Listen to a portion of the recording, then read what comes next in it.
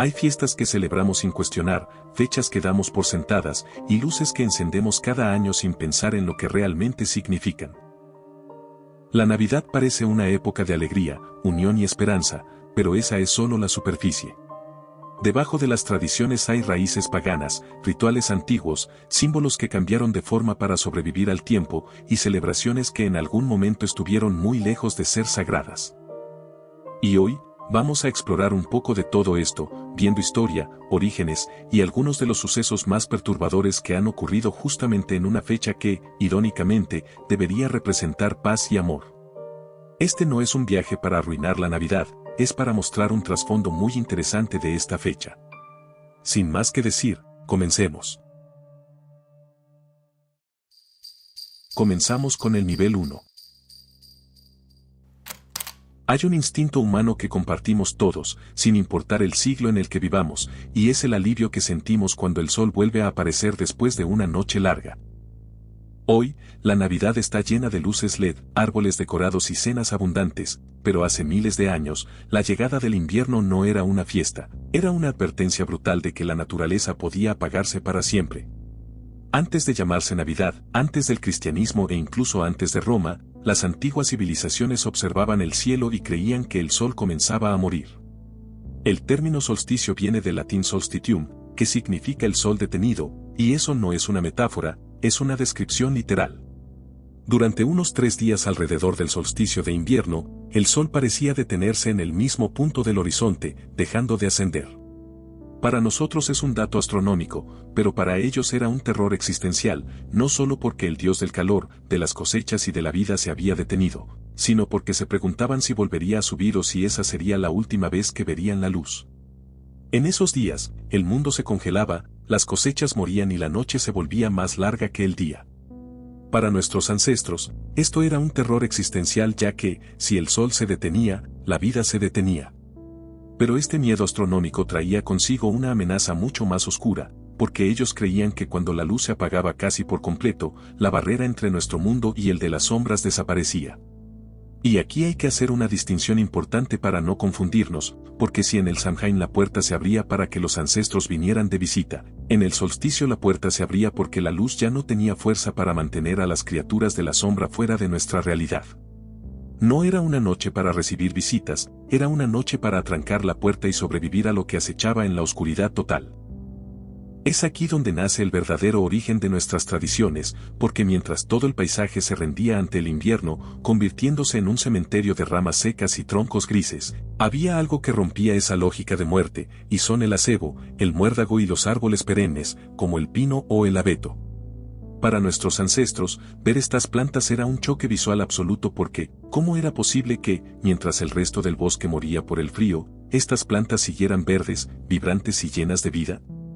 Ellos no tenían una explicación científica, así que llegaron a una conclusión lógica para su tiempo, pensando que esas plantas tenían el truco para engañar a la muerte.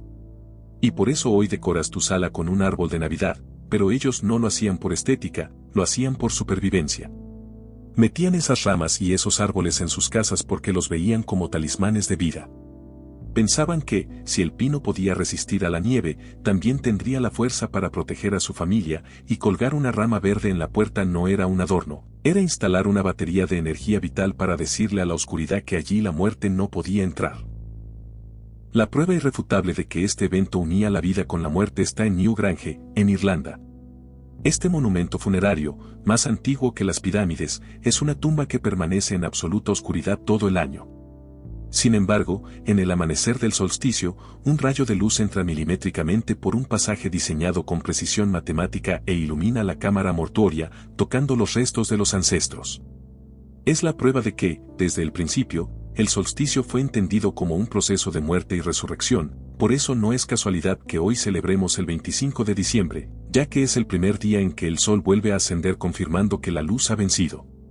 La Navidad no nació de la fe, nació del miedo humano a la extinción y de la necesidad de crear luz donde solo había sombras.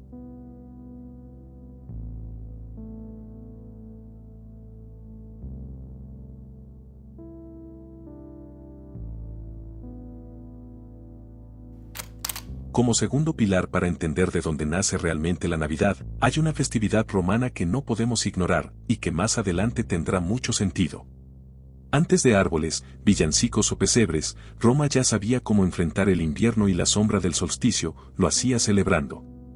Así nacían las Saturnales, una fiesta dedicada al dios Saturno, protector de la agricultura y del orden ancestral, y irónicamente, lo celebraban rompiendo el orden. Se celebraban entre el 17 y el 23 de diciembre, justo cuando los días eran más cortos y el frío parecía recordarles que el mundo podía apagarse, así que en lugar de responder con miedo, Roma respondía con exceso. Durante esos días el imperio se transformaba y las jerarquías se invertían ya que los amos servían la mesa a los esclavos. Los ciudadanos dejaban sus togas formales para vestir ropas festivas y la ciudad entera entraba en un estado de libertad controlada, casi como si el sistema respirara antes de volver a tensarse. La idea era simple pero poderosa porque, por unos días, regresaban simbólicamente a la Edad de Oro, ese tiempo mítico en el que, según los romanos, todos eran iguales. No existían cadenas y los dioses caminaban entre los hombres. No era solo una fiesta, era una válvula emocional con banquetes, vino, juegos, risas y permisos que el resto del año estaban prohibidos. En pocas palabras, Roma celebraba para no quebrarse. Las casas se decoraban con plantas perennes, símbolo de vida en pleno invierno, y se encendían velas para desafiar la oscuridad. Se intercambiaban pequeños regalos llamados sigillaria, figurillas de barro que, según algunos historiadores, eran el eco simbólico de antiguos sacrificios humanos. Solo que ya no se entregaba sangre para asegurar el regreso del sol, ahora se entregaba arcilla. Ya empieza a sonar extrañamente familiar, ¿verdad? Reuniones, banquetes, luces que vencen la oscuridad, regalos como símbolo de afecto, espíritu festivo y la suspensión temporal de tensiones sociales, ya estaban ahí siglos antes de que el cristianismo fijara su fecha. Cuando la Navidad cristiana llegó, no aterrizó en un vacío cultural, cayó sobre una sociedad que ya sabía cómo celebrar cuando el sol parecía vencido. Pero Roma no fue la única cultura que entendió esto, ya que, en el norte, otra tradición estaba haciendo exactamente lo mismo, pero con una identidad completamente distinta.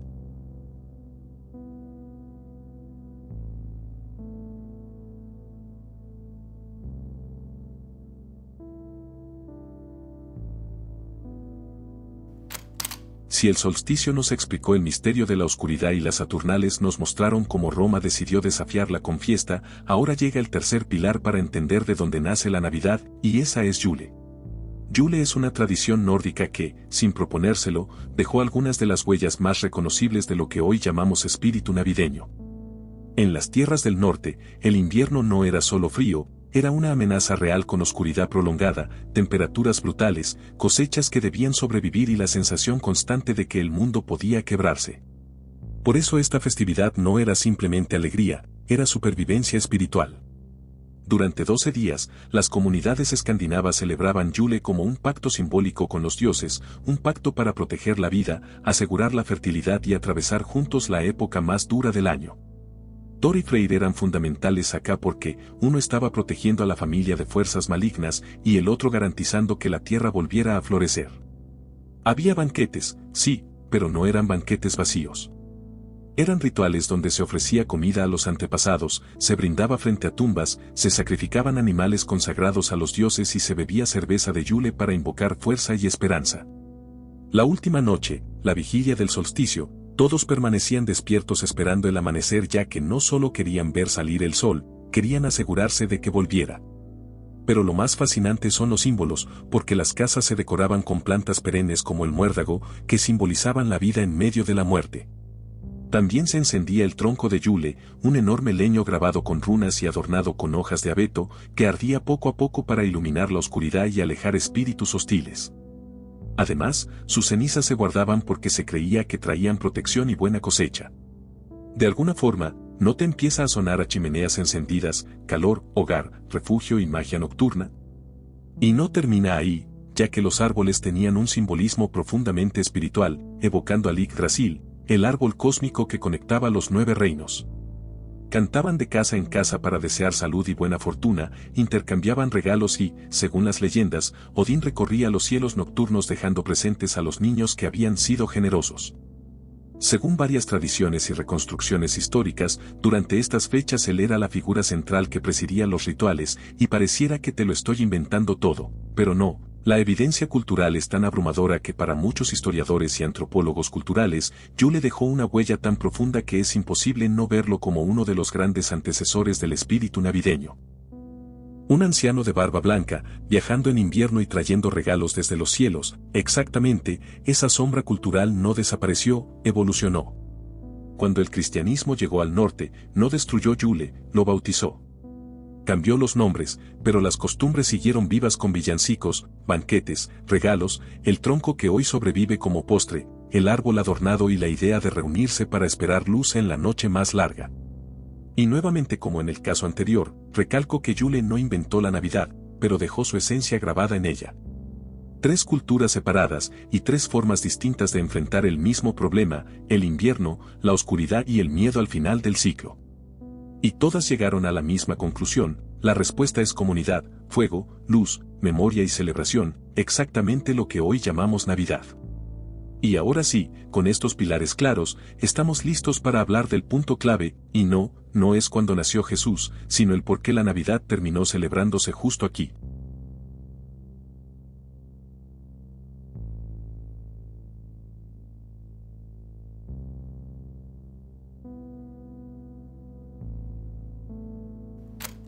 Ahora que ya viste los 3 pilares, es momento de unirlos, porque aquí no vamos a hablar solo de una fiesta, sino de una de las operaciones culturales más estratégicas y determinantes que una religión haya ejecutado. Esta es la pieza que conecta todo, y te explica por qué la Navidad es hoy exactamente como la conoces. Durante miles de años el ser humano no solo luchó contra el frío del invierno, sino contra algo mucho más profundo: la oscuridad, el hambre, la incertidumbre y el miedo a desaparecer.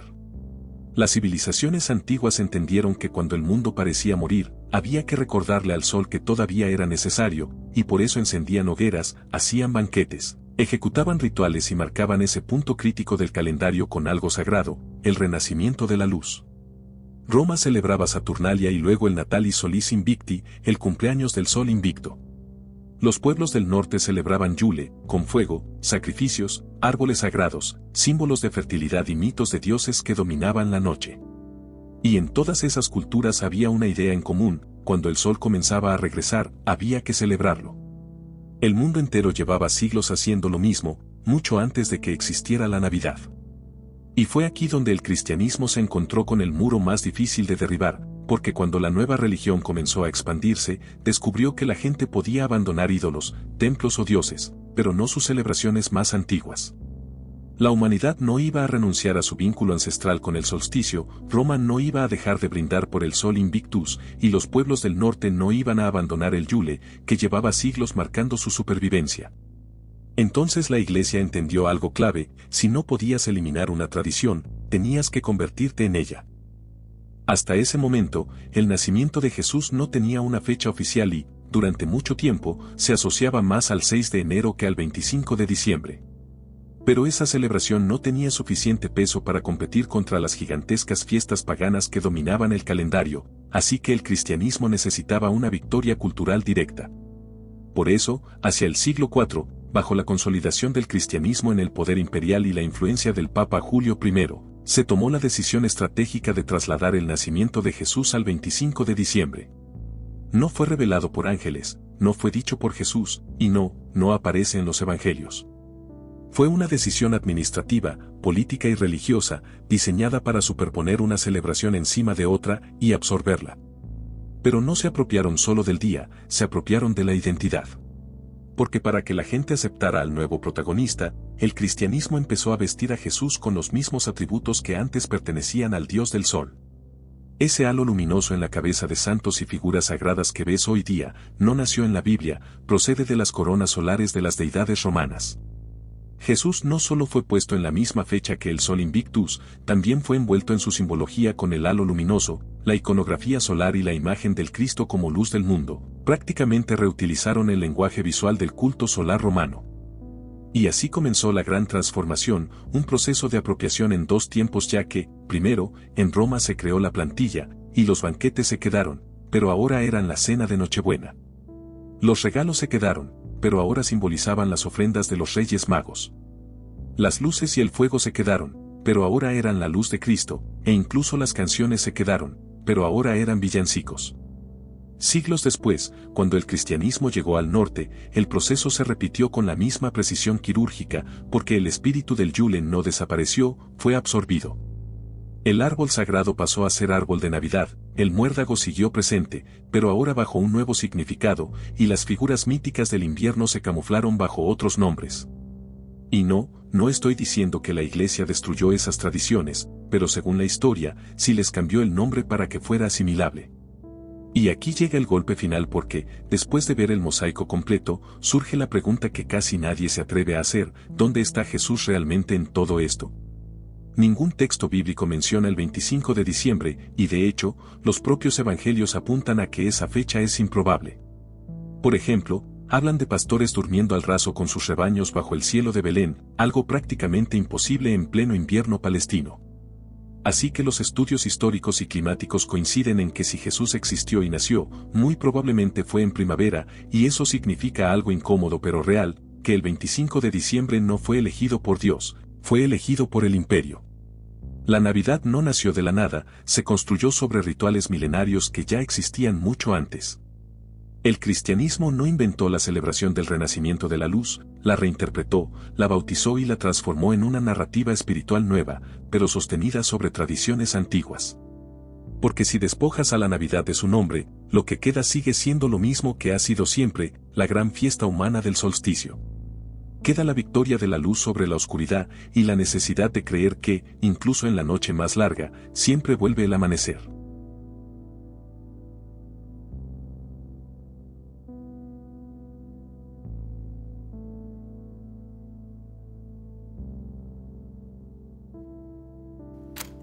Durante siglos, la Navidad fue oficialmente una festividad cristiana, pero en la práctica, estaba llena de tradiciones populares heredadas del paganismo, celebraciones de invierno y costumbres callejeras que poco tenían de solemnes. En muchos lugares la Navidad no era recogimiento religioso, era exceso, ruido, alcohol y descontrol. Inspiradas culturalmente por antiguas fiestas como las Saturnales romanas y celebraciones nórdicas de invierno, durante los 12 días de Navidad el orden social solía relajarse con gente disfrazada, cantos burlescos y casas exigiendo comida y bebida a los ricos bajo amenaza de vandalismo. Incluso dentro de algunas iglesias, el ambiente podía volverse demasiado caótico para quienes buscaban disciplina religiosa. Y entonces llegó el siglo XVII, y llegó el enemigo natural de cualquier fiesta, el puritanismo. Los puritanos ingleses defendían un cristianismo rígido, moral y austero, y para ellos, la Navidad no solo estaba llena de costumbres paganas, ni siquiera aparecía en la Biblia. La fecha del nacimiento de Jesús era considerada inventada, las celebraciones eran vistas como libertinaje religioso y el resultado, según ellos, era corrupción moral disfrazada de devoción. Así que en 1647 el Parlamento inglés tomó una decisión extrema, prohibiendo oficialmente la Navidad. Nada de decoraciones, nada de celebraciones públicas y nada de servicios religiosos especiales por Navidad, las tiendas debían abrir como un día normal y quien intentara festejar podía enfrentar sanciones. Obviamente, la gente no lo aceptó sin luchar, así que hubo protestas, desobediencia y disturbios. Muchos celebraban en secreto, y algunos llevaban ramas de acebo escondidas como símbolo silencioso de resistencia, demostrando que celebrar Navidad se había convertido, literalmente, en un acto rebelde. Cuando la monarquía fue restaurada en 1660, la prohibición cayó en Inglaterra, pero la idea ya había viajado más lejos. Los puritanos que habían cruzado el océano hacia América llevaron consigo la misma forma de pensar, y en 1659, en la colonia de Massachusetts, celebrar Navidad fue declarado ilegal por ley. Faltar al trabajo, decorar o hacer reuniones navideñas podía significar multas reales. La prohibición se mantuvo hasta 1681, y aún después de eso, durante décadas la Navidad fue vista en varias zonas puritanas de Estados Unidos como innecesaria, sospechosa e incluso peligrosa para el orden moral. Esa Navidad cálida, familiar, tierna y mágica que hoy conocemos todavía no existía, y para que la Navidad sobreviviera, tenía que transformarse. Tenía que dejar de ser una fiesta callejera y convertirse en una historia capaz de emocionar al mundo, y ese cambio, curiosamente no lo hizo una iglesia, lo hizo un escritor.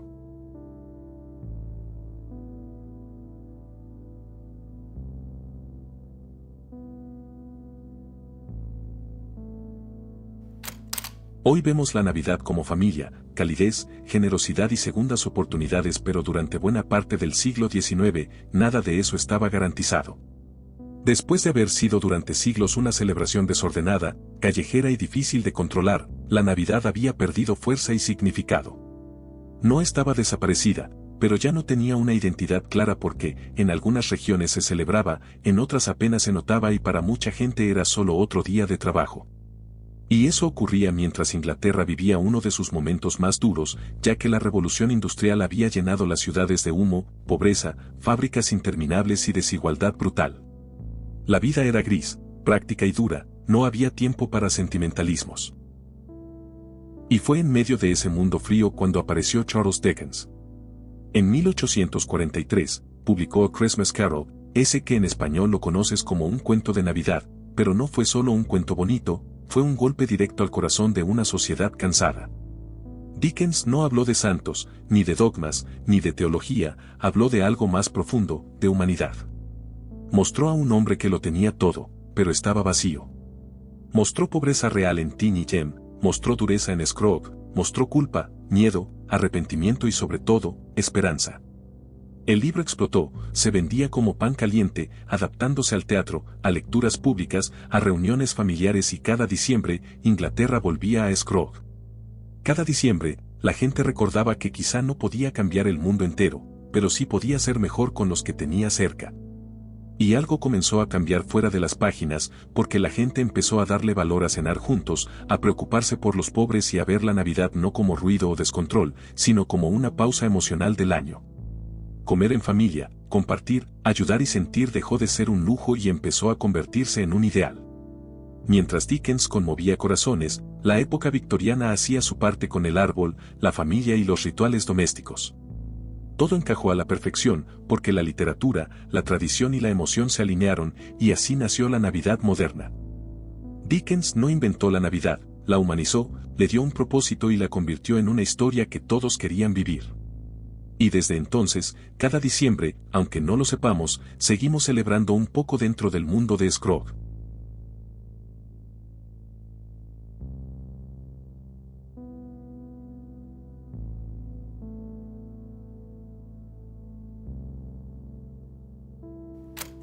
Y ahora, en este punto del video, ya no estamos hablando de la Navidad antigua ni de la Navidad rescatada por Dickens. Estamos en el momento donde esa versión moderna empieza a expandirse, y no porque el mundo la amara, sino porque el poder la necesitaba. Primero entra el Imperio Británico, porque donde llegaban sus barcos, su administración y su cultura, también llegaban sus formas de celebrar. No es que en todo el mundo no existiera Navidad antes, pero el imperio ayudó a moldear cómo debía sentirse correctamente según ellos, con villancicos, familia, rituales domésticos y moral victoriana. En muchos territorios, no fue una tradición adoptada libremente, sino parte del paquete cultural que definía qué era civilizado y qué no. Pero la historia no se quedó ahí, el siglo cambió, el mundo empezó a mirar hacia otro lugar, y el centro cultural dejó de ser Europa. Y es aquí donde entra en escena quien realmente tomó la Navidad y la llevó a otra escala, Estados Unidos. Estados Unidos no convirtió la Navidad en tradición, la convirtió en espectáculo, porque Hollywood la hizo emocionante, la publicidad la volvió irresistible y los medios hicieron algo brutalmente efectivo, enseñaron al mundo cómo debía sentirse la Navidad. Ya no celebrabas solo porque tu cultura lo decía, celebrabas porque el mundo te estaba mostrando un modelo estándar con felicidad, unión, regalos, luces, familia perfecta y nieve, aunque vivieras en un lugar donde ni siquiera nieva. Primero llegaron la radio y el cine, que empezaron a construir esa idea emocional de Navidad cada vez más visible, más atractiva y más aspiracional, pero el mundo todavía no estaba listo para convertirla en algo realmente global, porque entonces llegó la Segunda Guerra Mundial. Y cuando la guerra terminó, el planeta estaba roto, cansado y con una necesidad desesperada de estabilidad, familia y la sensación de que todo iba a estar bien. Y fue en ese mundo de posguerra cuando apareció lo que terminó de fijarlo todo, la televisión. La televisión tomó esa idea de Navidad feliz, brillante y perfecta y la proyectó al mundo entero, año tras año, hasta convertirla en una tradición emocional global. Y así fue como una celebración religiosa se volvió un idioma cultural planetario, donde en países cristianos se volvió menos religiosa, en países no cristianos se transformó en un evento urbano, Y en casi todas partes dejó de ser solo fe para convertirse en maquinaria emocional, estética y económica. Hoy no todos creen en Cristo, pero casi todos sienten que algo importante debe pasar en diciembre, y eso no es casualidad, es el resultado de un sistema que decidió que, una vez al año, el mundo debía parar y consumir esperanza.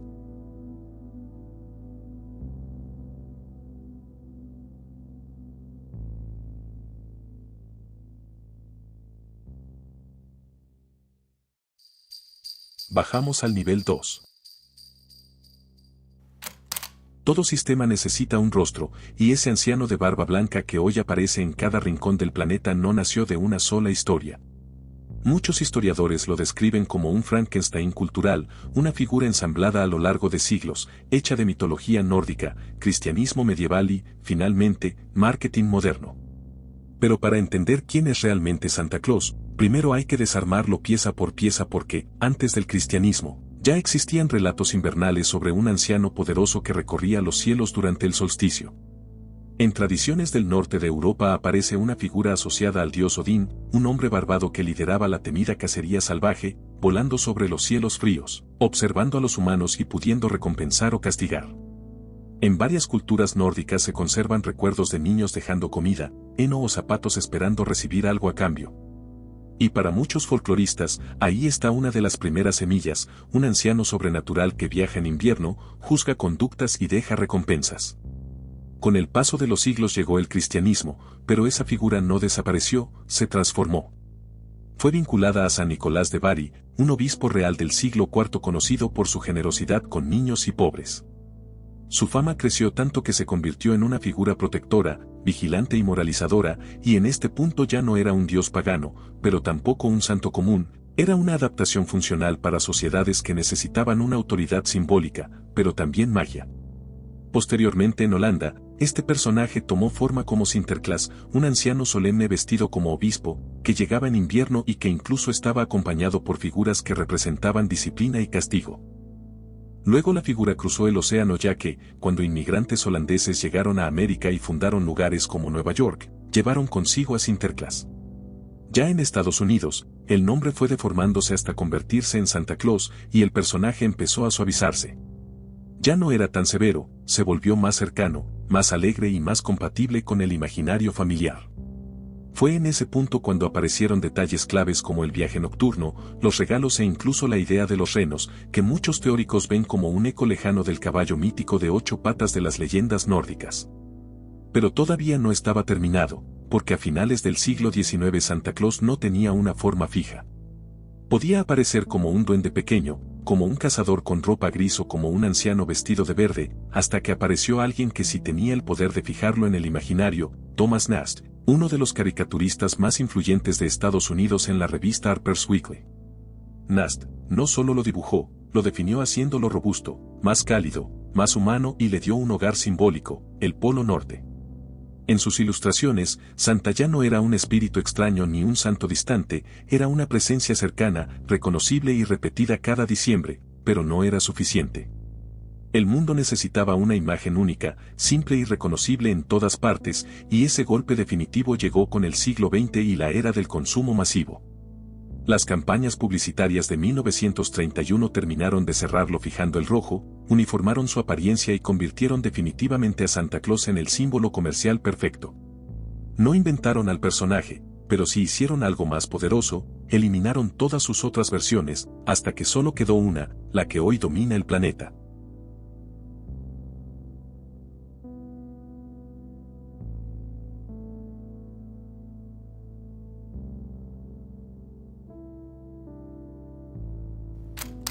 Reciente mencioné que el siglo XX necesitaba un icono que fuera igual en todas partes para poder vender una idea, y por eso, las campañas publicitarias de 1931 fueron el golpe definitivo sobre una base que ya existía desde el siglo XIX, pero que aún no era uniforme. Bueno, es precisamente aquí donde entra uno de los debates más grandes de Internet, ¿es cierto que Santa Claus es una creación de Coca-Cola? La respuesta corta es no, pero la realidad es mucho más fascinante y tiene que ver con cómo se construye un estándar mundial. Para empezar, Santa ya existía mucho antes de cualquier anuncio publicitario. Venía del folclore europeo, había pasado por la figura de San Nicolás, había cruzado el océano y había sido moldeado por escritores e ilustradores, y eso ya lo conoces porque forma parte de toda la construcción histórica que hemos visto hasta ahora.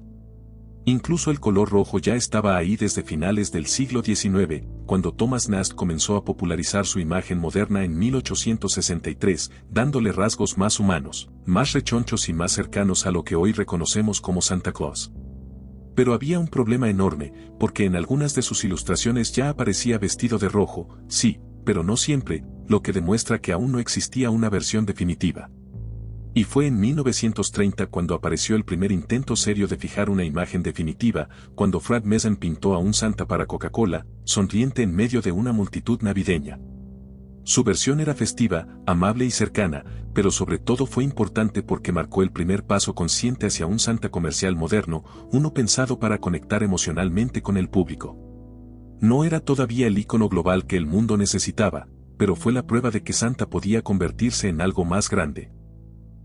Y un año después llegó el golpe definitivo, cuando en 1931 Coca-Cola contrató al ilustrador Haden Sundblom, y aquí es donde comienza la verdadera transformación.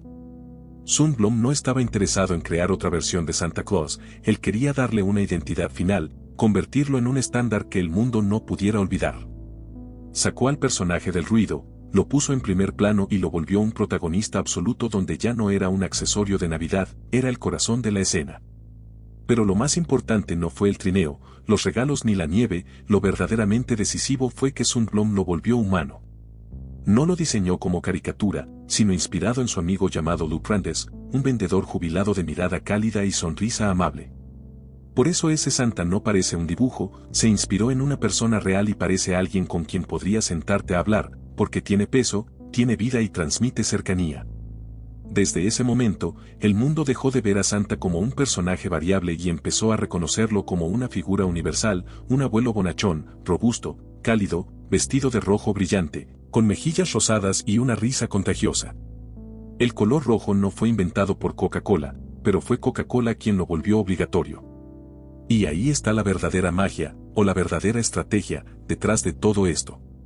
Coca-Cola no inventó la tradición, lo que hizo fue algo aún más poderoso, tomó todas las versiones dispersas del personaje y creó la versión definitiva que el mundo aceptó sin discusión. Y desde entonces, cuando alguien piensa en Santa Claus, no piensa en un dios nórdico, ni en un obispo, ni en un dibujo antiguo, piensa en el Santa de Coca-Cola.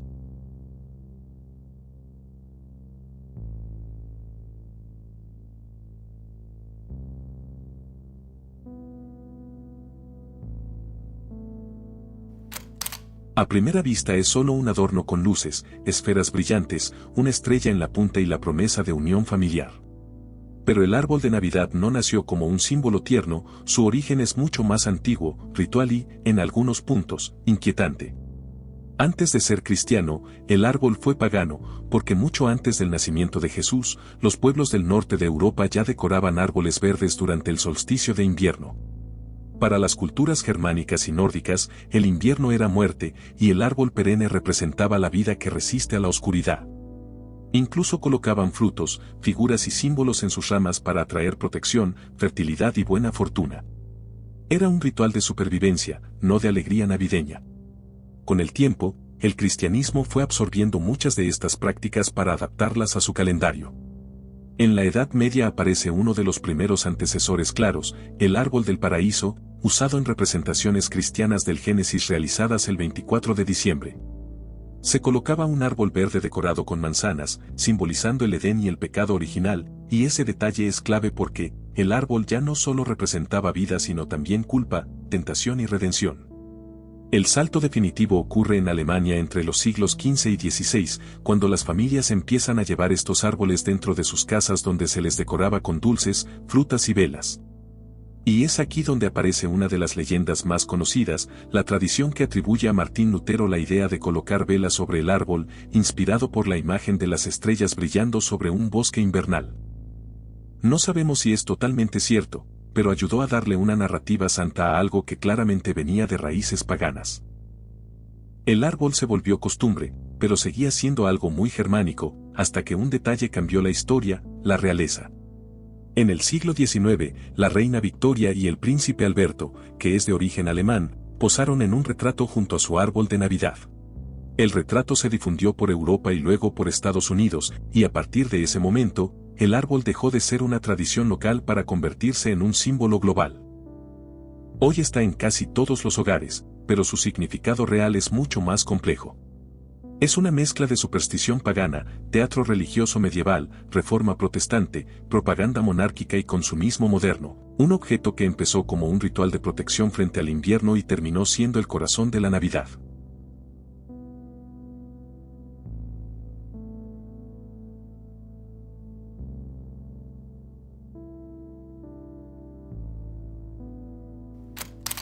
Cierra los ojos e imagina que el sonido de unos cascabeles a lo lejos no te trae nostalgia, sino una punzada de náuseas. Imagina que el color rojo de los lazos te genera taquicardia y que el olor a pino te hace sentir que te falta el aire. Para la mayoría, esto suena absurdo, pero para quienes padecen cristogenatocofobia, la Navidad no es una festividad, es un campo de mina psicológico. Este término, de raíces griegas, define el miedo clínico y paralizante a la Navidad. No es ser un Grinch ni odiar las compras, es una respuesta del sistema nervioso que interpreta las luces parpadeantes como señales de peligro y los villancicos como un ruido invasivo que el cerebro interpreta como amenaza. Mientras el mundo se sumerge en una obligación de ser feliz, estas personas se hunden en un aislamiento forzado, evitando centros comerciales y reuniones familiares solo para sobrevivir a diciembre. Pero, ¿qué es lo que rompe un cerebro para que el rostro de Santa Claus sea una imagen de terror? Bueno, la respuesta suele estar en la saturación. La Navidad moderna es un asalto sensorial, con luces agresivas, multitudes asfixiantes y una presión social que les exige fingir una perfección que para ellos no existe. Para muchos, este miedo nace de traumas anclados a la fecha, quizá una pérdida que ocurrió bajo el árbol, una infancia de carencias o la violencia que estallaba justo cuando los adultos bebían de más en la cena. El cerebro no olvida, y para ellos cada diciembre, activa la alarma de muerte inminente ante el primer adorno que ve. Al final, la cristogenatocofobia deja una pregunta incómoda. ¿Realmente es el individuo el problema, o lo es la forma en que convertimos esta fecha en una maquinaria emocional que no todos pueden soportar? Sea cual sea la respuesta, lo cierto es que bajo las luces y las sonrisas perfectas, hay miles de personas contando los días para que diciembre termine.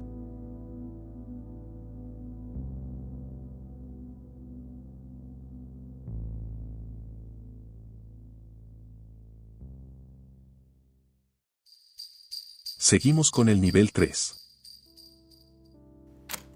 Y ahora sí, es momento de ver el lado oscuro de esta festividad. Porque mientras en muchas partes del mundo la Navidad significa luz y bondad, en el folclore de los Alpes alemanes y austriacos, el invierno traía consigo algo mucho más aterrador, una figura que aparece puntualmente cada noche del 5 al 6 de diciembre, el Krampus.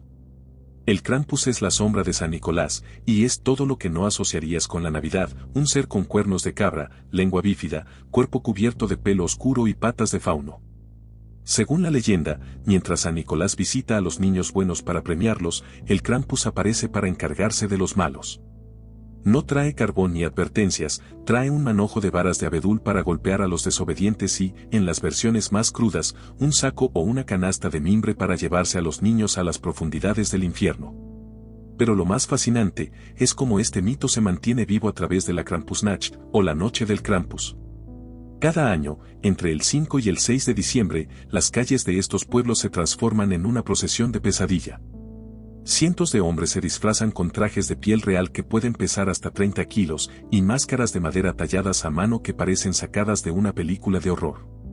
Y no es un desfile amable, los participantes corren por las calles agitando campanas de metal gigantescas, arrastrando cadenas y asustando a la multitud, normalmente a los niños.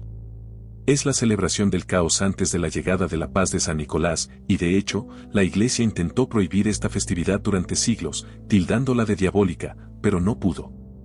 El Krampus sobrevivió porque representaba algo que la Navidad moderna intenta ocultar, que esta festividad no solo apela a la bondad, sino que también funciona bajo la sombra del miedo.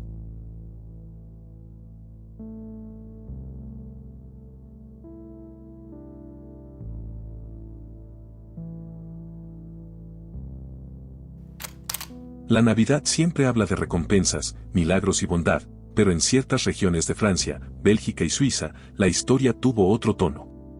Allí no bastaba con ser bueno, había que temer las consecuencias de no serlo, y esa consecuencia tenía nombre y rostro: Pere Fouettard, el padre látigo. No era una criatura sobrenatural ni un demonio ancestral, era un humano, y tal vez eso lo hacía más inquietante. Se le describe como un hombre de barba desordenada, ropas oscuras y rostro endurecido por el rencor, cargando siempre un látigo, cadenas o un manojo de varas.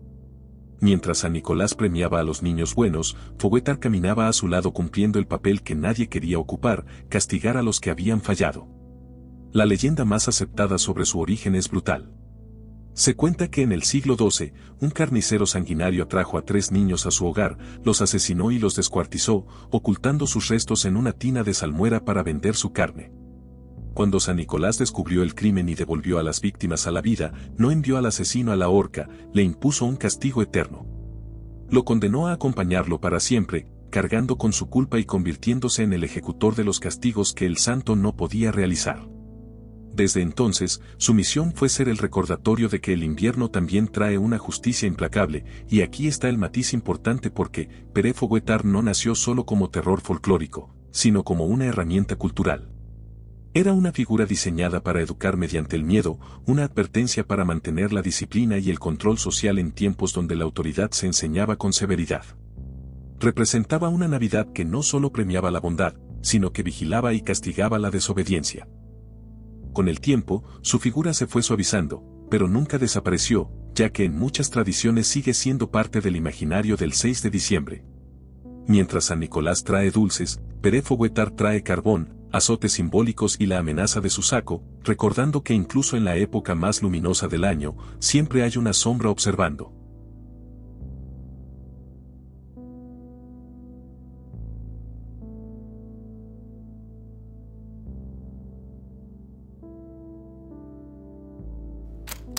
Y ya que hablamos del Krampus, vale la pena mirar a otra figura igualmente aterradora que muchos creen parecida, pero que en realidad representa otro tipo de miedo. Mientras el Krampus castiga a los niños traviesos, en las regiones alpinas existía una entidad aún más inquietante, una que no vigilaba solo el comportamiento infantil, sino que vigilaba la vida entera del hogar, y se llama Perchta. Su nombre alguna vez significó la brillante, y fue vinculada a antiguas divinidades invernales de la luz como la Madre Nieve, pero con los siglos esa figura luminosa se deformó en una presencia temida y deforme. Se decía que Perchta recorría los pueblos durante las 12 noches entre Navidad y la Epifanía, observando cada familia, cada casa y cada rutina. Y no llegaba con regalos, llegaba con un juicio implacable, porque si encontraba pereza, desorden o deberes domésticos sin cumplir, especialmente si las mujeres no habían terminado de hilar la lana antes del invierno, su castigo era despiadado. La tradición cuenta que Perchta abría el vientre del culpable con un cuchillo, extraía sus entrañas y rellenaba el hueco con paja, piedras o basura. Es una imagen que hoy parece puro cine de horror, pero para la época era una herramienta de supervivencia en el crudo invierno europeo, y quien no era disciplinado ponía en riesgo a toda la comunidad. Pero Perchta no era solo sangre, tenía 2 rostros, ya que ella podía aparecer como una anciana hermosa y protectora, o como una bruja desdentada y aterradora. Y para los que mantenían su hogar limpio y sus deberes en regla, podían encontrar una moneda de plata en el zapato o pequeñas bendiciones para sus cosechas. Y al igual que con el Krampus, con el tiempo surgieron los Perchten, desfiles de máscaras monstruosas con cuernos y pieles que aún hoy recorren los pueblos para espantar a los demonios del invierno. Si el Krampus es el miedo para los niños, Perchta es el miedo para los adultos, y eso es bastante interesante.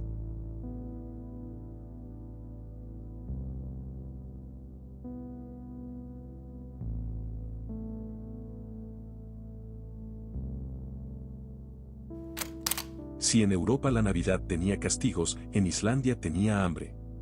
Porque aquí no hablamos de simples advertencias morales, sino de un terror construido en medio de volcanes, noches eternas y granjas aisladas donde, si gritabas, nadie te iba a escuchar. Grilla es esa figura oscura que nació en el Atlántico Norte, una ogra gigantesca que vive en las cuevas de lava, lejos de todo pero cerca de cualquier niño que cometa un error. Se la describe como un ser monstruoso con pezuñas de cabra y una bolsa enorme en la espalda donde mete a los desobedientes. Pero a diferencia de otros seres, Grilla no te deja carbón, ella te cocina. Su caldero siempre está al fuego esperando carne fresca para su guiso, y lo peor es que no puedes esconderte, porque la leyenda dice que puede detectar el llanto y las quejas de los niños desde kilómetros de distancia. Pero Grilla no actúa sola, tiene 13 hijos llamados los Yule Lads, y en su versión original eran acosadores nocturnos. Antes de ser los duendecitos que hoy dejan regalos, cada uno era una pesadilla específica, por ejemplo uno acechaba al ganado con sus piernas rígidas, otro robaba la comida de los platos, pero el más inquietante era Glukagaehir, el que acecha por la ventana. Imagina esa sensación de oscuridad absoluta, el viento golpeando la madera, y de pronto unos ojos hambrientos aparecen mirándote fijamente desde el cristal. Y para completar este infierno invernal, aparece el Joulacoturín, el gato de Yule. No es una mascota, es una bestia feroz del tamaño de una casa que devora a cualquiera que no estrene ropa nueva en Navidad. Y sí, lo sé, pero aunque hoy suene absurdo, escondía una realidad brutal ya que en la antigua Islandia, no terminar de procesar la lana antes del invierno era signo de pereza. Y la pereza, en ese clima, significaba la muerte de toda la familia, así que, o cumplías tu deber o te comía el gato.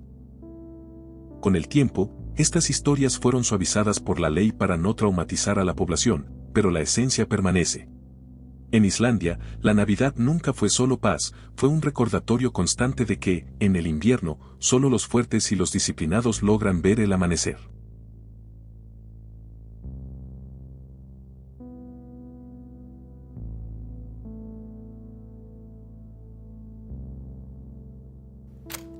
Si piensas que has visto bastante sobre lo aterradora que puede ser la Navidad, pues espera a conocer a Maury Llewellyn, un personaje navideño que parece sacado de una pesadilla rural más que de un cuento de invierno. En las zonas rurales de Gales, especialmente en pueblos pequeños donde el frío del invierno parece detenido en el tiempo, existió, y en algunos lugares todavía existe, una tradición navideña tan extraña como inquietante. No era la figura de un santo bondadoso ni un muñeco divertido decorando ventanas, era algo que involucraba un esqueleto de caballo blanco, un cráneo colocado sobre un palo y un grupo de personas que lo llevaba por las casas durante la temporada navideña. Ese es el Mari Lwyd, y durante las celebraciones de diciembre, a veces entre Navidad y Año Nuevo, otras veces alrededor de la Epifanía, grupos de vecinos recorrían los caminos nevados llevando al Mari Lwyd. El cráneo de caballo era decorado con cintas, campanas y telas blancas y se trasladaba a pie de puerta en puerta. Allí, los portadores de Mari Lwyd no entraban con villancicos alegres, lo que ocurría era una especie de duelo verbal, un desafío en versos y rimas entre ellos y los habitantes de la casa. ¿Que por qué lo hacían? Bueno, la tradición exigía que el grupo con Mari Lwyd tuviera permiso para entrar, pero ese permiso no se pedía simplemente, se ganaba en duelo de ingenio poético. Los moradores debían responder a los versos del Mari Lwyd con otros versos que los derrotaran o persuadieran, y si fallaban, el espíritu seguía adelante, insistiendo en entrar. Pero si ganaban, Mari Lwyd avanzaba de manera respetuosa al próximo hogar. Lo perturbador no está solo en el aspecto de ese cráneo de caballo blanco mirándote desde la oscuridad de tu entrada, sino en la sensación palpable de lo inexplicable. Pero lo más interesante está en la razón real de por qué hacían esto, que se resume en 3 puntos clave. Primero, era un ritual de purificación porque se creía que si el cráneo entraba en tu casa, se llevaba consigo la mala suerte y las enfermedades del año viejo. Segundo, era una conexión con los muertos, donde el cráneo de la yegua representaba a los ancestros que regresaban en la noche más larga del año para ser honrados.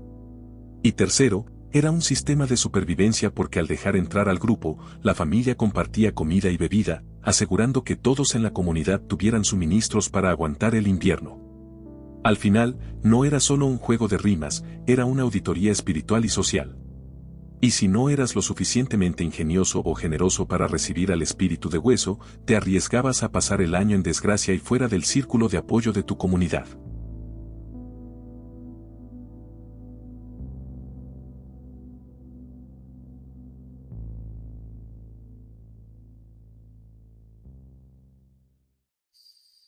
Y bajamos al nivel 4. Hay historias que nacen del folclore, del miedo transmitido por generaciones y de criaturas que habitan entre leyendas, pero ahora cruzamos una puerta distinta. Entramos a un territorio donde no hay monstruos imaginarios, sino seres de carne y hueso, y lo perturbador ya no proviene de mitos, sino del propio ser humano. Así llegamos a uno de los episodios más extraños, conmovedores y profundamente inquietantes de la historia, la tregua de Navidad de 1914. En plena Primera Guerra Mundial, cuando el barro, la sangre y la desesperación parecían haber devorado cualquier rastro de humanidad, ocurrió algo que nadie esperaba. Era diciembre, hacía frío, los cuerpos temblaban en las trincheras, la muerte se respiraba en el aire y, sin embargo, algo sucedió.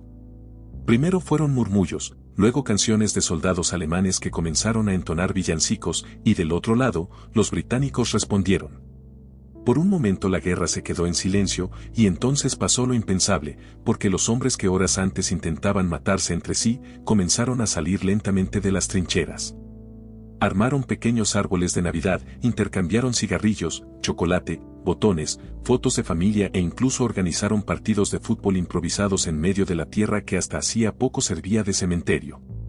Reían, conversaban, se daban la mano y, durante un corto instante, parecían volver a ser simplemente personas. Fue un milagro extraño, un alto al horror nacido no de órdenes militares, sino del corazón mismo de los soldados, y no, nadie lo planeó, nadie lo decretó, simplemente fue la humanidad brotando en el lugar menos probable. Pero aquí es donde esta historia deja de ser conocida, y se vuelve escalofriante porque la guerra no perdona a la humanidad, y los altos mandos no celebraron el milagro, lo castigaron. Cuando la noticia llegó a los cuarteles superiores, la tregua no fue vista como un acto noble, sino como una amenaza porque, si los soldados descubrían que el enemigo también era humano, ¿cómo iba a continuar la guerra? Entonces llegó la respuesta, se prohibió cualquier intento futuro de fraternización. Se emitieron órdenes estrictas recordando que hablar con el enemigo era traición, y algunas unidades fueron rotadas a propósito para impedir que volvieran a encontrarse. Hubo sanciones, advertencias, investigaciones y al año siguiente, para asegurarse de que lo que los altos mandos llamaban debilidad no se repitiera, en ciertos frentes se realizaron bombardeos deliberados durante Navidad. La guerra no quería milagros, quería obediencia y así, aquellos mismos hombres que habían compartido pan, risas y fotografías familiares, volvieron a apuntarse entre sí. Muchos tuvieron que disparar contra aquellos con quienes habían jugado fútbol días antes, y algunos murieron sabiendo que, en otra vida, podrían haber sido amigos.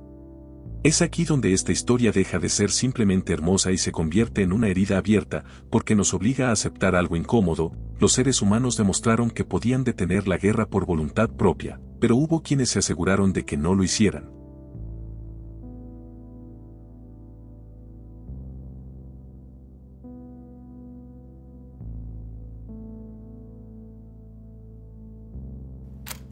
Hay fechas que deberían estar llenas de risas y abrazos, pero en algunos lugares, la Navidad quedó marcada por gritos, fuego y sangre. Esto es la Navidad Negra de 1822, un episodio de exterminio que ocurrió precisamente la noche del 24 de diciembre, cuando las fuerzas republicanas bajo el mando de Antonio José de Sucre irrumpieron en la ciudad para castigarla por su lealtad absoluta a la corona española. En ese contexto de guerra de independencia, Pasto era el último bastión de resistencia, y sus habitantes, los llamados pastusos, eran duros, tercos e imposibles de doblegar para el proyecto de Simón Bolívar, y esa resistencia tuvo un precio que nadie debería pagar. Tras una ofensiva final brutal, la ciudad cayó, pero lo verdaderamente aterrador no fue la derrota militar, sino que los soldados entraron en Pasto no como vencedores, sino como verdugos. Las calles, que debían estar adornadas para la Nochebuena, se llenaron de saqueos y ejecuciones, e incluso se dice que los soldados irrumpieron en las iglesias en plena misa de gallo, asesinando a familias enteras al pie de los altares sin respeto alguno por la fe o el día sagrado. Lo más perturbador no fue solo la brutalidad, sino que era una lección de terror diseñada para quebrar el espíritu de un pueblo entero a través de la humillación en su noche más importante. El 24 de diciembre quedó tatuado en su memoria colectiva no como un nacimiento, sino como un funeral, dejando una herida heredada que, incluso 2 siglos después, nos recuerda que los libertadores también pueden ser los autores de la noche más oscura.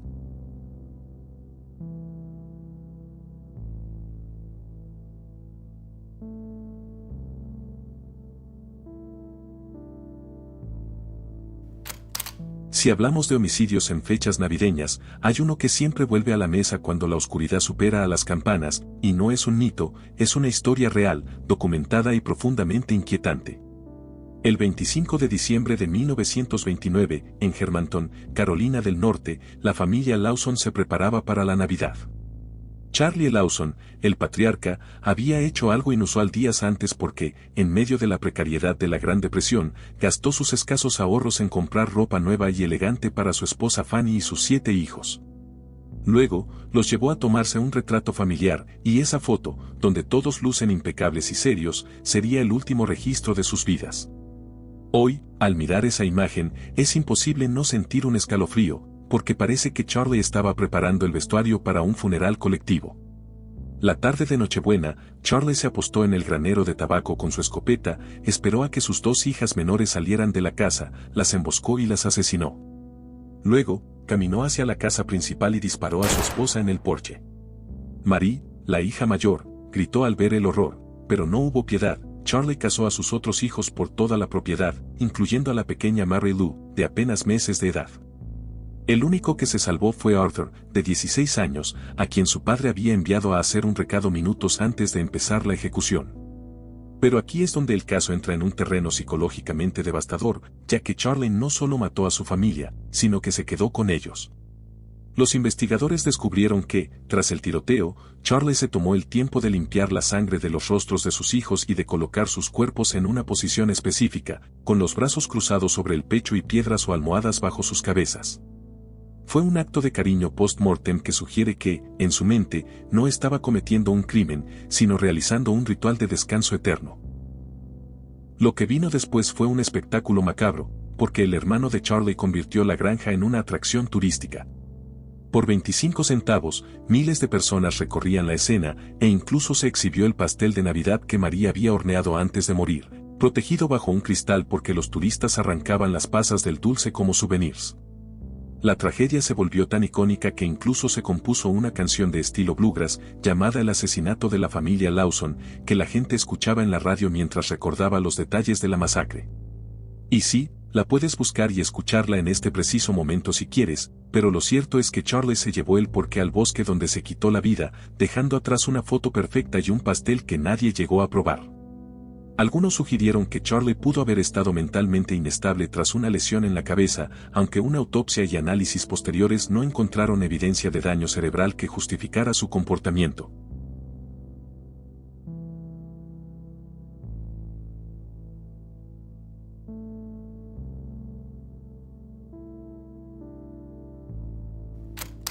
Hay crímenes que estremecen por la brutalidad y otros por el misterio. Pero el caso de JonBenet Ramsey perturba porque ocurrió en un hogar acomodado, en una época de alegría y porque cada detalle parece diseñado para no tener sentido. En la Navidad de 1996, en Boulder, Colorado, la casa de los Ramsey lucía como la postal perfecta, llena de luces, regalos y una niña de 6 años que había sido el centro de atención en concursos de belleza infantil, siempre maquillada, siempre sonriente y convertida en una muñeca de espectáculo. Esa imagen, la de la pequeña Miss con brillo en los ojos y labios pintados, es la que vuelve todo más incómodo cuando se sabe lo que vino después. La mañana del 26 de diciembre, Patsy Ramsey, su madre, bajó las escaleras y encontró algo que jamás debería existir en Navidad, una carta de secuestro. Pero no era cualquier nota, eran 3 páginas manuscritas, una extensión absurda para un criminal que tiene prisa. La nota estaba llena de frases dramáticas, amenazas extrañas y una cifra de rescate muy específica, $118,000, exactamente el monto del bono navideño que el padre, John Ramsey, había recibido ese año. Lo más inquietante es que el papel y el bolígrafo provenían de la propia casa, y los peritajes encontraron páginas de práctica en el bloc de notas, es decir, alguien se había tomado el tiempo de ensayar el secuestro antes de escribir la versión final. En un principio, la policía inició una búsqueda caótica e incompleta revisando la casa entera, pero no se halló nada. Horas más tarde, el propio John Ramsey, acompañado de un amigo, decidió volver a buscar en el sótano, y allí, en una habitación pequeña y oscura, estaba JonBenet, sin vida. Tenía una cuerda atada al cuello formando un garrote improvisado, cinta adhesiva y un golpe brutal en la cabeza. La escena parecía imposible porque, ¿cómo pudo estar el cuerpo allí si la policía ya había revisado? ¿Y por qué el padre la encontró tan rápidamente? Desde ese momento, el caso se convirtió en un campo de batalla de distintos escenarios y líneas de investigación que hasta hoy dividen a los expertos. La primera línea de investigación apunta al entorno familiar, sugiriendo un posible accidente doméstico que terminó en un encubrimiento. El detalle clave es un plato de piña encontrado en la cocina con las huellas de su hermano Berk y piña fresca hallada en el estómago de la niña durante la autopsia. Sus padres juraron que ella llegó dormida y fue directo a la cama, pero la ciencia demostró que John Bennett comió poco antes de morir. Por otro lado, se planteó el escenario de un intruso, alguien que acechaba a la familia y entró por una ventana rota del sótano. Esta versión se alimenta de un rastro de ADN masculino no identificado encontrado en la ropa interior de la niña, una prueba que para muchos confirma que un extraño estuvo allí esa noche. Y finalmente, existe la hipótesis más inquietante en lo emocional, la del Papá Noel local, un hombre que visitaba la casa con frecuencia, que le prometió a la niña un regalo especial y que, según algunos testimonios, siempre estuvo demasiado cerca, aunque nunca se probó nada en su contra. Pero lo que más duele es que la verdad quedó enterrada bajo privilegios, errores policiales y silencios. Y esa es precisamente la razón por la que este caso es el rey de los misterios navideños, porque oficialmente sigue siendo un caso abierto y sin resolver.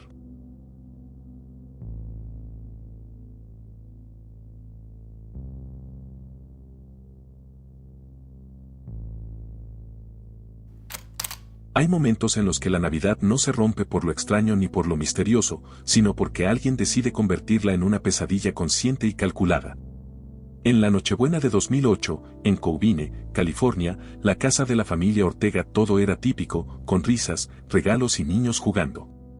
Era esa clase de reunión que hace sentir que el mundo es un lugar seguro, hasta que, a las 11:30 de la noche, alguien tocó la puerta.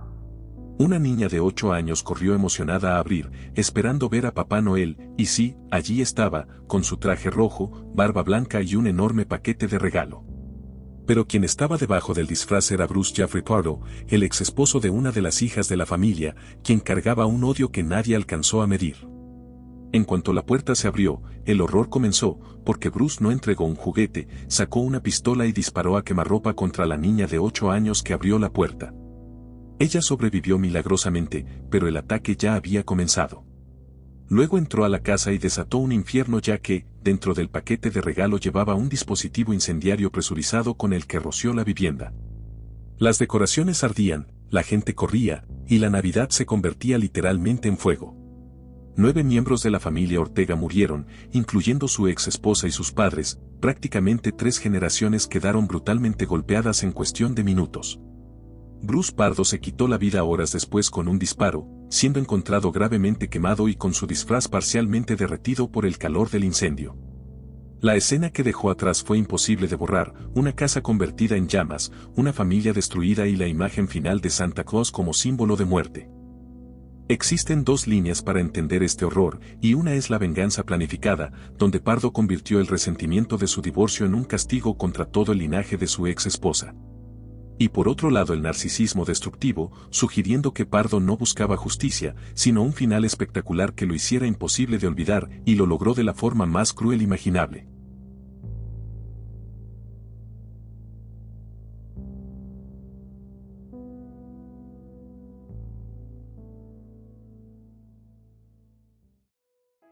Si algo deja claro este recorrido es que la Navidad nunca ha sido solo luces, villancicos y sonrisas.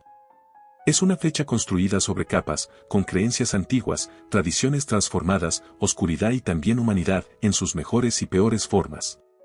Sé que faltaron muchísimas cosas por hablar, pero bueno, el próximo año haré una segunda parte con muchos más temas referentes a la Navidad que son de mucha importancia también. Y si no te lo quieres perder, entonces te invito a suscribirte y a activar la campanita, para que YouTube siempre te avise cuando subo nuevo video. Y por supuesto deja tu pulgar arriba si aprendiste algo nuevo sobre la Navidad, y comenta qué es lo que más te gusta de esta fecha tan especial.